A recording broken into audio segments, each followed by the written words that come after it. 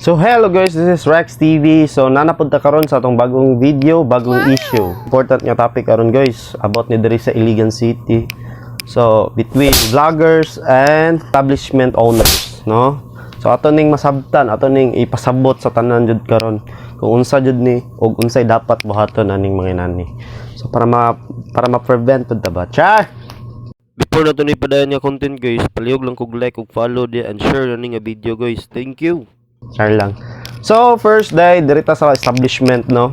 So namagoy na post dito sa Iliganon ka community page, group page ni siya guys. Kung wala pa mo kabalo anang Iliganon ka, join mo ana. So nadi ang tanan issue. So Iliganon ka guys is naana siya ko 5k follow members pataas pa na, dili ko sure pila. Wala na ako nakita. Wala pa na ako na sure. So naanay dagan-dagan nga followers de ang Iliganon ka guys. Ug napoy nay mga anonymous ba sakto ba akong pronounce. So nay mga nay post de anonymous participants. So wala siya nagpaila, I think naulaw siya. So ubay-ubay pod ang nagpost pod about mga establishment owners.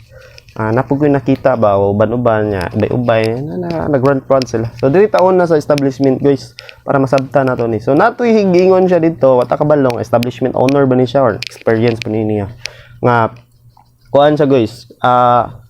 Nag-run siya, nag-istorya siya about siyang side dito nga ato lang ning imo positive nga kuan niya kay wata kabalong respect pod nato ni yang kuan pod yang hinanakit or experience about ani.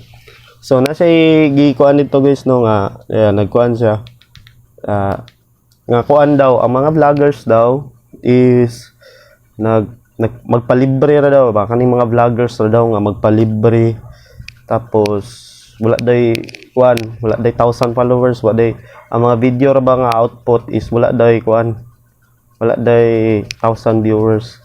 Pero para sa ako guys kani kuan lang nato ni ato lang ning tagaan og as advice lang pod sa inyo mga establishment owner.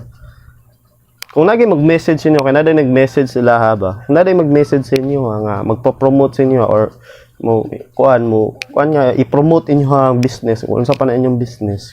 Kamo make sure pod mo nga i-search ninyo na tawo baka na vloggers. Kaya wata kabalo scammer po na day. So at least ba prevention lang pod sa inyo di ba? Tawo ninyo kung pila followers or unsay ang mga output, unsay mga content niya para makuan pod mo, di ba? Para maliwanagan pod mo para makuan pod sa inyo nga kana siya nga promoter or kana siya nga vlogger na impact sa inyo na-impact sa inyong business, di ba? Katabang sa inyong business, di ba? So diri pod ta sa mga vloggers kani po mga vloggers pod. Kita mga vloggers pod, ako as a promoter pod nga vlogger, mag-promote ako mga kasagaran content yun is promotion, mag-promote gi ko sa lain lugar, maabot na ko kapatagan, naabot na ko sa kasa di ba? Pag-promote ko nga pinaagi ra pod ba nga content na vlog, di ba? Nga make sure pod nga napud tay output, napud tay masatisfy pod ato ang mga gipa-promote. Pero kana among promotion guys, big shout out lang sa maadtuan lang nako na or wala na siya bayad, di ba? Kumbaga adtuan ako na siya please in case atong i-invite jud ko nga namin negotiation ba nga on payment wala mahimuan na kung tagaan jud ta or kuan kay kapoy pud bag edit, kapoy pud ba og kuan himog mga effects mga kuan di ba, napay camera, napakay mga tools na ba, napakay mga gamit pang dalon, mga tripod sa pa na ring light para nindot jud ang quality sa kuan di ba. So I hope nga masabtan po na sa uban nga ang uban jud manghayod na sila og payment. Pero sa mga vloggers pod nga kuan lang promoter nga kuan mo po ni content para sa nako is ako free lang jud na ako like adto Taglanaw as na naman ta sa Lanao mag-vlog po ta didto nga makatabang pod sa mga kuan establishment. So kita pod make sure pod nga kuan nga natay saktong output samot na kuan jud kitay nag-message kunuhay nana ba nag-message ta nga mao ni tapos dili sila satisfy. So pero para sa ko guys is all about ra mo na sa depende ra na sa unsa niyo pag negotiate dapat sakto jud yung negotiation jud pag negotiate ba sa matag kamong duwa vloggers o establishment, di ba? Pero ngon yun negotiate isod pod nga kuan lang mo lang mo nga oo tapos wala din mo kabalo nga mao din na output di ba? So mao na na conflict no, mao po na hinungdan nga no kuan na ana. Ug kanay pong mga vloggers pod sa iPod napoy uban ba nga gi-invite isa ra ang gi-invite. So daghan ang ning kuan adto. So wala po ta kabalo kung unsay poy kuan ani sa business o business pod. Kung kamo po yung mga business, kung makasulay po mo ginana, make sure po nga mo, istorya dyan mo. As a business owner ba, or manager, or i-istoryahan ninyo yung mga staff. Kung isara na kung ginvite dara, pagkaon na, bota ni pagkaon. Kaya wala man takabalo kung clothing line po niyang kuan, lahi po ang promotion nga ikuan ani. Kay depende mo guna guys, di ba? Depende mo guna. So kung pagkaon, packs lang. 1 packs or 2 packs lang ako ang i-serve na nila. Ano na, So make sure, igdo ni mong vlogger, make sure nga, kuan jud na, jud may output ba? Output lang jud among kailangan, sir, ma'am. Diba? Ana lang good. Diba? Para makasinabtan na iba ba? Kani po mga vlogger, make sure po nga, pag adto ninyo dito, adto mo dito, duwara mo gi-invite niya, adto mo dito, 5, unom, alahi po na nga, kuan, tulubagon. Pwede po mo mag-promote dito, or kato gi-invite. Ako, good guys, naka-experience mo ko ginana po, no? Nga po ko, ako reg invite pero friends ra akong gikuan ba. Pero wala may istorya ang establishment. Ay dili pa to establishment. Ako nasulayan. Ya to sa pista to dia sa San Miguel no. So big shout out day kang chairman Humawan no. Siya ga-invite sa ko ato nga i-vlog ang festa atong 2023 dia sa San Miguel. So dito is ang gingon ni kapitan sa ko nga pwede ka mag-vlog diri. O ako ning i-forum ang akong mga stall kaning mga stall diri.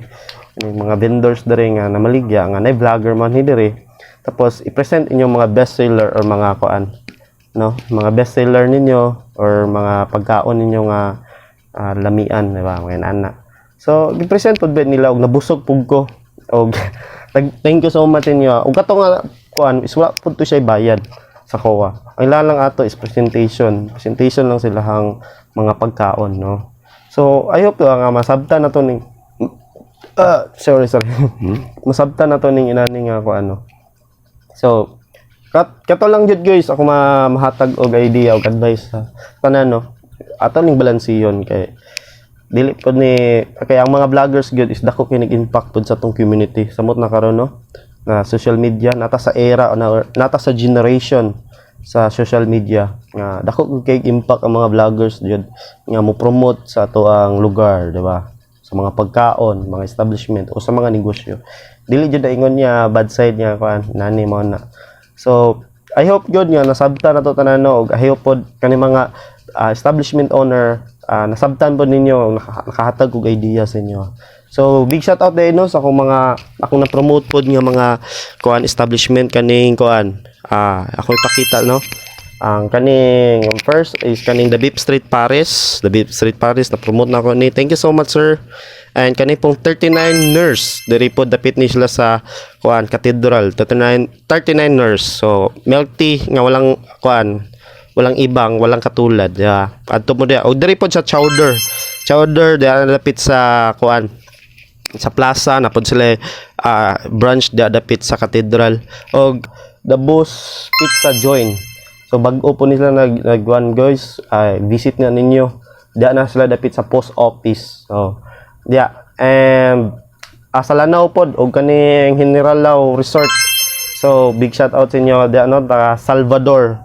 So maghimo po dai kog video ani kana koy conflict ani. So big shout out sa inyo mga taga Salvador diya sa Lanao no, diya sa General Lao Resort.